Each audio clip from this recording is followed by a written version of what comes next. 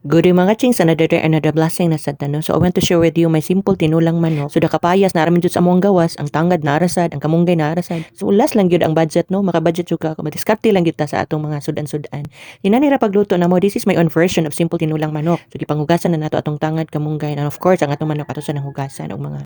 So, man naghugas no. So, mag-prepare na puta sa atong mga lamas sama sa sibuyas bombay, atong siling espada, atong tangad ato na nang gilukot-ukot, kamunggay ato na lang siyang hagpaton, and then of course the kamatis, sa magic sarap, and the asin. So mo gini atong mga ingredients nga kinahanglan gyud sa tinula. Pero dili gini siya ingon dako jud kay budget no, small budget ra gyud siya, affordable ra gyud kay sa simpleng pamilya nga magluto tag para panihapon. So akong kapayas nakuha dili kay siya kanang white ra gani na siya pagkakalabangahan, pero okay ra gyud siya kay kitamisad ang sabaw. So while prepare ta sa ato ang mga lamas, nagpabukal na sa kog tubig.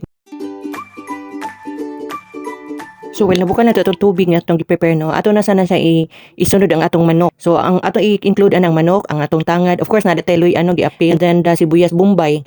And then ato na sana sa timplahan sa atong magic sarap and asin para ma-absorb sa atong manok atong gipabukal. So mga 3 minutes no, after gikan sa pagbutang nato, magpabukal lang siya. So after na magtuto 3 minutes ato na siya i-check, i-open nato, then ilunod na sad nato ang ato ang kapayas. So ang kapayas late na nato ilunod ato gidugang sa manok kay malataon niya no.